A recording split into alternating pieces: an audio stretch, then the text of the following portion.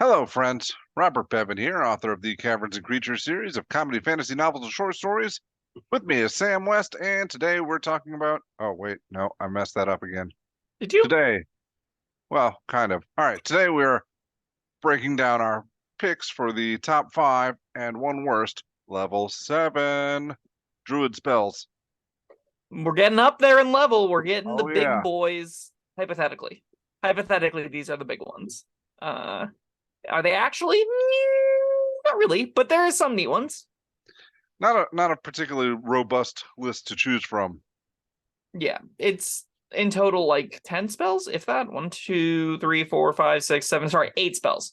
So, Eight. All right, so we're we'll talking about at probably. least 6 of them. I think we're going to cover a bit more. I don't think we're going to have a near complete match this time Yeah, because and I then I'll say, I like, wasn't super enthusiastic about most of my picks. yeah, same. And I think like worst isn't overtly so much worse than the rest of these that I'm like the most bummed out with it. It's Yeah, still bad, but like, yeah. My worst is just something like, yeah, I'm not interested in this. yeah, that's fair.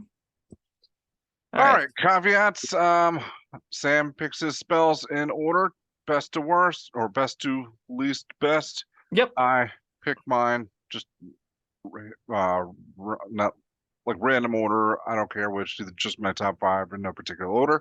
Ones Bob likes that you should try Yeah. and use sometime is a great way to phrase it. Another thing I would recommend considering with these topics, druids context matters a lot. So druids care about their concentration a lot. They are summoners first and foremost. They've got a lot of really baller summoning effects in the second through fourth level spells are like conjure minor elementals, summon beast, summon fate. A lot of real juicy, good, powerful stuff.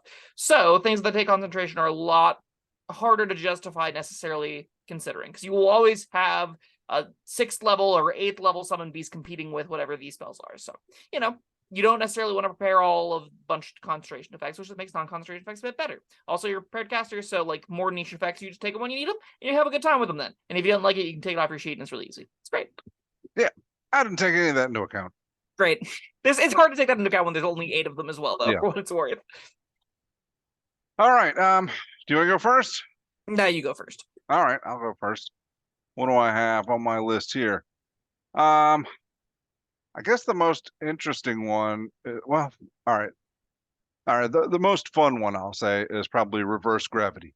I love reverse gravity. I think it's my number 2. I Okay. like it. Oh, it's such a cool spell. It does what it says on the tin. Sure does. It reverses gravity. Things go flying around in the air. You can slam people against the ceiling. And I don't know, maybe the most fun part is if you're outside, you just hurl them up into the air and they just wobble there indefinitely until the spell ends. And then they plummet. It's great.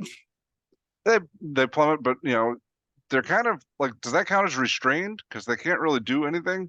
It doesn't count. It doesn't impose any conditions. It just Right. makes the big reverse gravity bubble that they fly up to. It's 100 feet tall, so they're just like hovering at the top of it, and they can like try and flounder around and get out of it. But if they don't, Get then they out of fall what? 100 feet.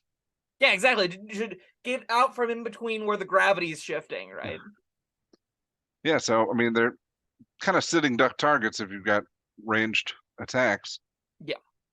But no, not sitting duck as in like there's a condition imposed on them. But yeah, still you can take a couple shots and then end the spell and they plummet back toward the earth. And yeah, if they're not dead by then they're not happy. Yeah. It's a nightmare for DMs. This is a spell Oh that yeah. if you are casting the world, everything has to account for gravity changing. Like everything. Nothing is immune to gravity. So whenever you cast this in a 50-foot radius area, your DM just goes like this and thinks for about 3.5 minutes, staring blankly into the void, wishing for death. And then they like, okay, this is all what happens after doing the calculations and figuring out what objects are loose and what's grabbing onto what and what's happening with water and what's happening with doors and what's happened to that horse. The horse had a bunch of cart and that cart has a bunch of cabbages. Now they're all flying everywhere. It's a great time. I absolutely adore the consequences of reverse gravity. Even like, I will say, practically, I don't think it's the most powerful thing in the world. It is super, super fun, and there will definitely be moments where you can do powerful things with it. So yeah, I think it's a really solid number 2.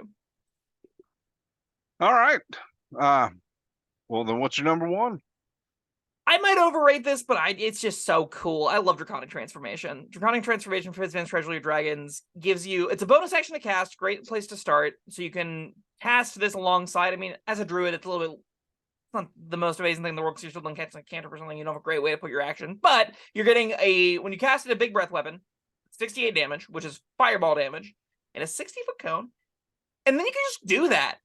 Every round is a bonus action. If you're a moon druid, you can like turn into a bear and use your breath weapon. If you can turn into any of the different animals and run around breathing fire with your spectral incorporeal wings, you get the blind side all the time too, which is really nifty. Nice little upside of seeing invisibility on top of a 68 bonus action breath weapon every single turn. This is like a really, really juiced up version of spiritual weapon that requires your concentration.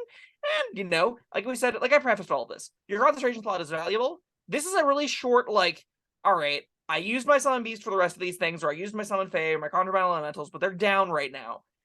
For this fight, I'm going Dragon mode, and you turn into a dragon, you get 3 or 4 rounds of Fireball damage for a 7th level spell slot, and that's pretty worth it, because then you're also able to be like, okay, Breath Weapon is a bonus action, it's happening, and then I'm also going to throw out a Firestorm, or I'm also going, well, not a Firestorm, it's a bad example, like a Cone of Cold, right? You're also going to stack more stuff on top of it, and it's real, real good. And you didn't even bring up the wings. I mean, you can fly. It's not a super amazing thing. And I can't believe I'm saying the power of flight is not a super amazing thing. But this is D&D. Yeah, flight becomes accessible pretty early on. I think it's made quite a bit better because it comes with the breath weapon, right? So not only is this a flight that like you can use to explore, but it's a flight that more regularly you're going to use to get better angles for the 60-foot cones to rain terror down from above. So like a lot of times with flight, you have to consider it, your character wanting to use it to take like a real advantage of it, and this gives you a way to take advantage of it immediately, like out the gate. Like if you're flying around hitting stuff with a greatsword, you're not like the flying doesn't really factor into that much. But whenever you're unless you're attacking a flying creature, yeah, that matters quite a bit, of course.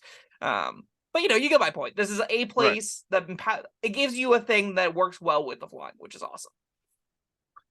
Yeah, this also made my list. This was one of the two I was debating. Oh, which one's most interesting? But yeah, you get dragon attributes, wings, and breath weapons, and your breath is force damage. That's pretty. Best damage type in the game. Sure, why not? Also weird. I can't picture breath having force damage. Like when I think about like weaponized breath, I'm thinking shooting fire or acid or something, but just force. Oh. What does that look like? Blue.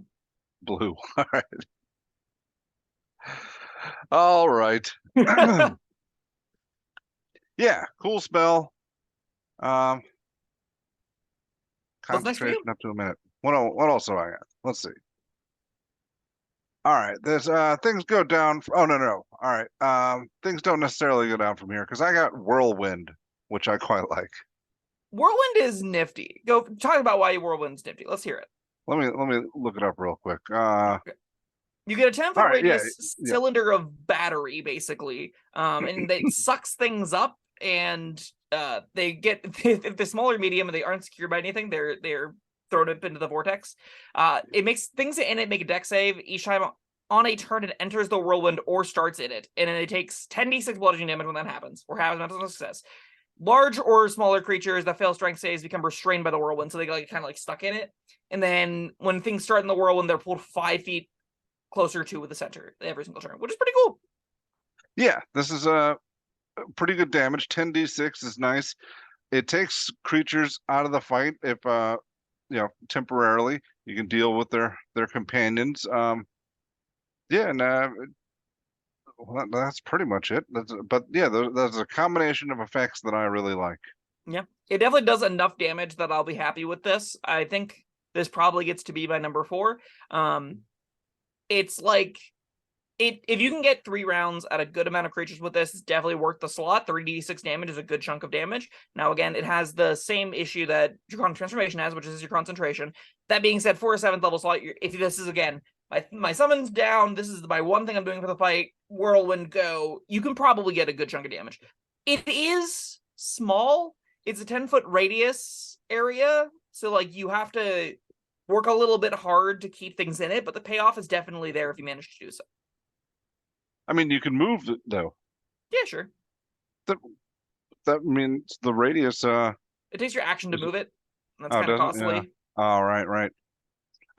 Still, Mhm. for being able to do some decent damage and divide up the enemy's forces by taking some of them out of the fight temporarily, I like this. Whenever we're talking about like the payoffs for moving people and the payoffs for, damage area stuff, this is one of them, right? This is I got a big area of damage. My only objective at this point is using cheaper options to keep things in it to rank those damage numbers up round after round after round after round. So this is, Also, great for yeah, that character. okay, I didn't even think about that. I mean, I was looking at the utility of taking creatures out of the fight for a little while, but yes, while they're in the whirlwind, you can move them into a different area of effect thing that's going on. Also, that maybe the cleric set down a blade barrier, and then you could just call it the blender, and it's just a whirlwind inside a blade barrier. Ah, yeah, Sounds all like a right. great time. I Iconic like it. cleric and druid like imagery is a blender, obviously.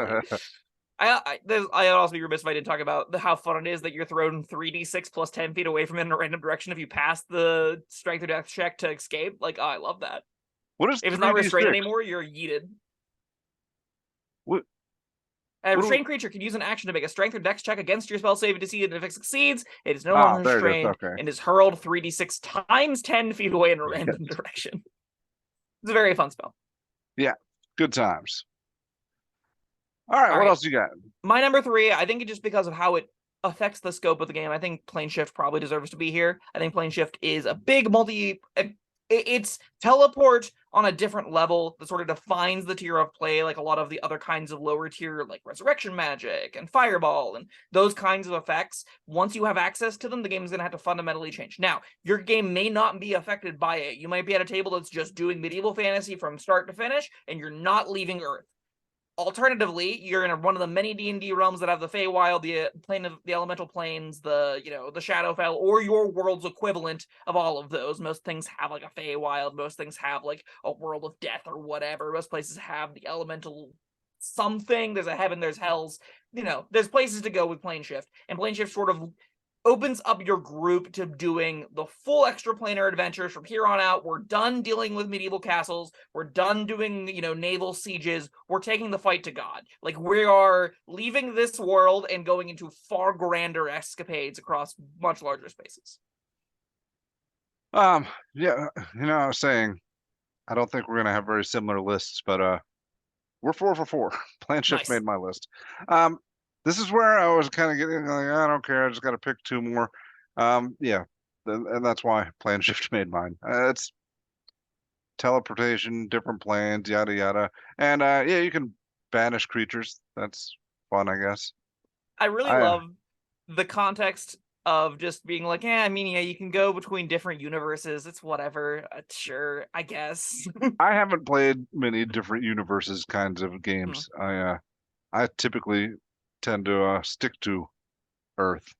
Most cables, I think, especially because just D&D kind of stops at level 11 for a lot of groups. Like, that's the top end at most tables. Like, there can be an intention to play longer. It's just, life gets in the way a lot of the times. These games are hard to run for 5-6 years, or 2-3 in shorter cases, to get to level 20s and have full, I was level 3 for 3 or 4 sessions kind of lengths. So that makes, reaching Plane Shift hard. Now, I've DM'd with extraplanar stuff. It didn't involve, well, that's not true. It involved Plane Shift in my first campaign, and that was high amounts of nonsense. It was a whole made up world. I was in high school. It was a disaster. A wonderful time going backwards. I made mistakes as a DM. I don't know where to go from here. We're rewinding time and we're starting over from here, and that's the kind of game it was. It was very fun. As a more modern and more experienced DM, I just gave my players other means cheaper and faster to Plane Shift, so we could do adventures in the City of Brass, so we could do adventures in all the different kinds of iconic spaces around D&D that I wanted to explore. So it is, I don't think mandatory, but it sort of is, it lets your, as a DM, you're kind of incentivized to do the extraplanar stuff with Plane Shift existing in the core book. I still really wish it was in a supplemental, like just the Planes book, so you could have a DM to easily opt in. It's a lot harder to say, no, you can't take this spell, even though when it's in the PHB, but I think it's, for most tables that reach it, it can be a fun experience if that is the angle that you're going for, and it definitely changes the dynamic of the game a lot. Yeah, now that you mention it, from a player's point of view, if your DM wants you to go to different planes, you'll go to different planes. You probably don't need to pick this one up. Yeah, probably not. It's still, if you want to do this and you want to spearhead it, this is how you do it. Yeah. All right. Let's see. All right, that is 4 for 4. It's my turn, I guess. What's the last one I have? Oh yeah, another one I don't care too much about. I picked Firestorm. Firestorm barely makes my number 5. Oh wow, are we 5 for 5? I think we're 5 for 5. This list is towards the end. You're just like, sure. Yeah, sure. Firestorm is 70-10 fire damage in a big area, and really crucially doesn't hit your concentration. So it's kind of like well, if you want a big damage effect, this is almost as good as Fireball. Upcast, which is It's a big area. 10-10 cubes is a big space. And you can jigsaw them however you want. That's neat. I don't think I'd ever take this over because I had Draconic Transformation as my damage spell, and if I've got the choice between the two of those, I don't think I'm ever. I mean, this doesn't require concentration, so that's the big thing. If I've got a concentration effect up and running, and I still want to do something, okay, Firestorm. If not, I'll be choosing Draconic Transformation. A good thing to attempt as a druid is you're limiting your total spells prepared. It's usually 5. That's your wisdom modifier at this tier. Is you've got a +5 wisdom. It's kind of given, and then plus your level. So you're looking at like 17 spells right now. So having a couple of first level spells, all that don't take concentration, and then having a concentration effect that you care about casting and alongside a spell of equal level that isn't concentration will give you a lot more flexibility. So you can say, okay, I use my 4th level spell concentrating on this, upcast summon beast. I'm going to use if I don't have my summon beast up, or I still have the 4th level slots, I now have another option. I want to concentrate on something else, use my 4th level slots, something valuable. Having that balanced out on a druid is pretty valuable, I think. So this is kind of where Firestorm, I think, fits. It goes alongside Reverse Gravity or or Whirlwind or Draconic Transformation, whichever one you prefer is your concentration slot. Honestly, you can probably just take Firestorm and concentrate on other lower level things that you prefer, but all of these upper tier ones are genuinely fun and fine and powerful, so you can have a good time here, even if it's not like the most min-maxed munchkin thing in the world. Yeah, so I guess the big takeaway is that it doesn't use concentration, decent damage, good area, even good range, 150 feet, that's not bad. And if you don't want to hurt plants, you have that option. That's true. And it's very druidic. That's probably the reason it's on the Druid Spell list. Or probably it may have become able to be on the Druid Spell list with that text. I think the text probably came after they wanted to put it on the list. That sounds right to me. All right. Wow, we are 5 for 5. I did not see that going that way. Yeah, Draconic Transformation, Reverse Gravity, Plane Shift, Whirlwind, and Firestorm. And I'm iffy-ish on Whirlwind, but I think it's better than these other two. I'm not entirely sure. It's very close. Yeah, I like Whirlwind a lot. The only thing that's got going against it is concentration. Moving as an action is tough. I think you have to work a little bit. You have to. Well, you don't have to move it. Right, but if you're not in a lane of I'm building a character that's good at keeping a person in the space, I don't think it's that good. But if that is your objective, if you want to play the druid area control damage dealer, that's your top end. So. All right. I won't repeat the list because it's exactly the same. Now, for the juicy bits, our worst pick. Mine was Mirage Arcane. I think that's my second worst. I don't think it's actually the worst. Because I think it's interesting. Yeah, well, that's why I picked it. I don't. Okay. The gist of Mirage Arcane, as I'm sure to most of our viewers at home have no idea what this spell does, is you make a big mile area look like something else. And unlike Illusory Terrain, you can change audio, visual, and tactile elements of things. So like you can turn clear ground into difficult terrain, you can impede movement in specific areas. Any piece of illusory terrain that will be removed is, it disappears, it dissipates, all that fun crap, right? You can affect buildings and structures with this. You can add them more down or present, stuff like that. It doesn't conceal or add creatures, but beyond that, you kind of can just like fill a space with a pretend world. And that seems really cool and powerful. At the same time, is it? And that's where I'm like, I don't think I can do the worst. I think there's applications here that I don't think of, especially because, again, the illusions are audible, visual, and tactile. That's a really, really big one. Is you Yeah. can feel them. So, And like, it's there, like a square mile, which is a yeah, lot better than hallucinatory terrain. by a lot. Yeah, hallucinatory is like, yeah, but this is a good amount of space that it could actually be a small town. So yeah, I don't think I can say it's the worst. I definitely don't think. I think this is probably the spell that's going to fit the least amount of players' sheets and fit the least amount of tables. I don't think you're necessarily going to have a lot of groups that are readily able to make Mirage Arcane a big element of gameplay. Yeah, I completely agree with that. That's and I don't.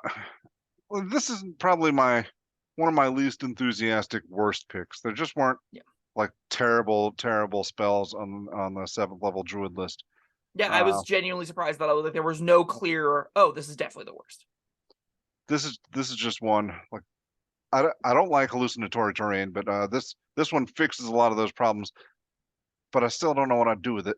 Yeah, that's ultimately the end problem, right? This is a very cute, convenient plan that maybe exists, right? Like maybe you come up with this crazy idea to we're gonna guide this merchant into a pretend world where we're gonna fill with our own NPCs that are all living a specific life. Because you can't make the creatures with it, you can only make this town with it. Or whatever the space you want it to be. And you can like tell this grand falsehood. Maybe you like, are using this to pretend to be a duke or a lord or something of a pretend nation. That could be something maybe, but like you have to stretch really hard and work even harder to make that come to fruition. This is a big part of making that come to fruition. It's just, how much effort is it worth? Is the juice worth the squeeze? Probably not. Yeah, all right. Like the one application I could think of is I'm reminded of an episode of Arrested Development when Michael and Job had their father knocked out and they put him in a trunk or something and they opened it up and they said that They he'd didn't leave been the apartment. taken to South America. Yeah. Some of the 3 funniest seasons of television of all time. I love that show. Yeah. I'm glad you've seen it. Oh yeah, it's iconic. My All right. worst, I think, has got to be Symbol. Symbol. I think it's actually fairly close to Regenerate in power, which is I put Regenerate as a top 5 for worst 7th level spell lists. I don't hate Regenerate, but like I think Symbol is slightly worse than it in that the instances where it is good are very few, and it was added to Druid from Tosh Cauldron of Everything and stuff. But like needing to do the setup whenever Glyph of Warding is right there if you want to do the setup anyway, like it seems really difficult to make work. And that's why Mirage Arcane at least does a really big splashy thing that you set up. Symbols is less big and splashy, in that like it's just 10d10 necrotic damage or it's hopelessness. And those are fun. I just don't think they're that good. There's a lot of different effects excuse me, effects that it has. I think there's more potential for fun with this. I did look at this and I looked at Regenerate as potential candidates, but yeah, I think Regenerate I'm not a huge fan of, but I think it has applications. It can be useful. Symbol has fun potential. I don't know how often you get to do it because it's one of those things you got to set up beforehand, but it's there. The potential's there. Mirage Arcane just is the one I can least see myself using or enjoying. See, I'm definitely gonna play that puts Mirage Arcane on my sheet 100% of the time. I like the idea behind the spell is so grand, and I can do whatever I want. I can make this mile space look and feel however I want. Are you kidding me? We can do some cool things with it, and I'll never cast it. We'll go like adventure to adventure to adventure, and I won't even think about it. But I'll be like, well, I have to prepare Mirage Arcane for whenever I need it eventually for some ridiculous convoluted nonsense plan. I think Symbol fits in the same place on a lot of people's sheets where it's like, oh, this is so cool. I want to make everyone feel hopelessly demoralized and hopeless. And then they never find an opportunity to use it. Actually, it's only a minute cast time, so this isn't something you do in combat, but like in a crowded marketplace, you could to do some casual terrorism. Yeah. Spell terrorism. We love that. So yeah, there's potential for fun or insanity. Yes. Insanity to say the least, for sure. All right. Well, that was our picks. Pretty solid Druid 7th level spell list. I think all of our worsts, I would not even. Our worsts, I think, are fine to put on some character sheets. I don't even think they're that bad. And I can't say that about almost No, any of our other worsts. If you have ideas for using Mirage Arcane, then yeah, go for it. I just don't. Yeah. And again, if you can find convoluted ways to make Symbol come to fruition, sure. It's 10d10 necrotic damage at the floor. So, like, yeah, go for it. All right. Well, let us know what you think down in the comments. What are your picks for the top 5 and 1 worst level 7 Druid spells? Let us know. And let us know what you think of our picks. That's that. And go back. We got levels 0 through 6. We got clerics. We got druids. No, this is druids. We got bards. We got wizards. We might have some more. I don't know. Go back and look at all Maybe it's the year 2050 and everyone's already seen them all, but we're working our way through them at the moment. So you'll see warlocks one day. You'll see bards. We already have bards. You'll see what other ones haven't we done. I don't know. We'll get to it. Yep. All right. Until then, goodbye. Thank you for watching. If you found this helpful, informative, or entertaining, I'd really appreciate it if you hit the like button below. You needn't smash it. A gentle tap will suffice. If you want to see more videos like this, subscribe to the channel. And make sure you check out the links in the description, where you'll find my Caverns Creatures series of comedy fantasy novels, Sam's full review of the spell, and other fun things.